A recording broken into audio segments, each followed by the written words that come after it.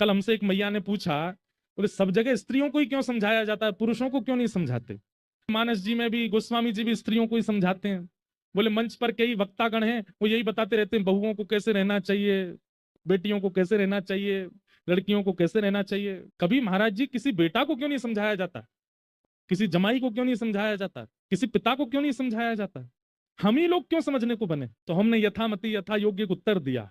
मैंने कहा भैया देखो, जब माँ बाजार जाती है ना, और उसके दो बालक हैं, एक बड़ा एक छोटा, तो जब बालकों के हवाले घर छोड़ के जाती है बाजार, तो किसको समझा के जाती है, छोटे को कि बड़े को? बड़े को समझा के जाती है। ए सुन, मोटर बंद कर देना, एसी बंद कर देना, अंदर से किवाड़ लगा लेना, फोन अपने पास रखना, और ये छोटे भैया को भूख लगे तो बिस्किट खिला देना, और कोई भी आए दरवाजा मत खोलना। अब उस समय बड़ा रोने लगे, हर काम मुझे ही बताती है, इसको बोल के जाओ ना, ये क्या करता है, पूरे दिन खड़ा रहता है, पूरे दिन सोता रहता है। तो माँ क्या कहती है, तू बड़ा है, तू बुद्धिमान है, तू ज्ञानी है, तू समझदार है, तू जिम्मेवार है। ये क्या, ये तो अबोध है। कुछ समझ आई? बताया उसी को जाता है जिसके ऊपर जिम्मेवारियां होती हैं।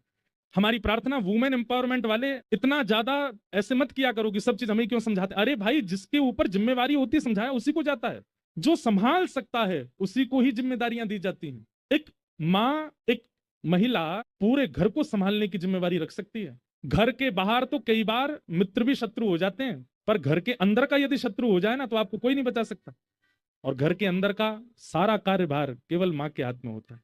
इसलिए आप इसको अन्यथा मत लिया कीजिए कि आपको ही क्यों समझाया जा रहा है, आपको ही क्यों बताया जा रहा है, सारे व्रत माताएं क्यों करती हैं। भाई, व्रत वही करेगा जिसका व्रत फलीभूत होता है। माताएं व्रत करती हैं, उनका व्रत फलता है, उनका व्रत लगता है, एक पुत्र को, एक पति को, एक पिता को।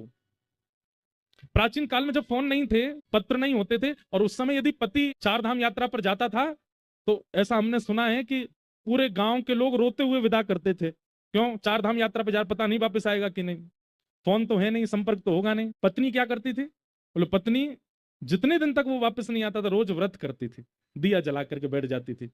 क्यों? हमारे शास्त्रों में ऐसा वर्णन है कि व्यक्ति के प्राण दो चीजों से घटते हैं, दो व्रत सर्वोपरि माने गए हैं, और इन दो चीजों का अति सेवन करने से प्राण कम होते हैं, मतलब जीवन आयु कम होती है। पहला खाना, और दूसरा बोलना। इसलिए मौन व्रत और अन्न व्रत, इनका प्रावधान है। जब आप अन्न सेवन नहीं करते हैं, तो एक पूरा दिन जब आप अन्न नहीं खाते हैं, तो एक दिन की आयु बढ़ जाती है। इसलिए कई व्रत ऐसे भी माताएं करती हैं जो पति के लिए होते हैं, उसमें मां नहीं पाती। कई व्रत, अहोई अष्टमी का व्रत होता है, वो बच्चों के लिए करती हैं। क्यों? उसमें मां भोजन नहीं करती, भोजन ना करके अपनी एक दिन की आयु अपने पुत्र को, पुत्री को, पति को प्रदान करती है। एक दिन ना खा के जो उसकी आयु बच्ची वो दे देती है। इसलिए माताओं को सौभाग्य मानना चाहिए।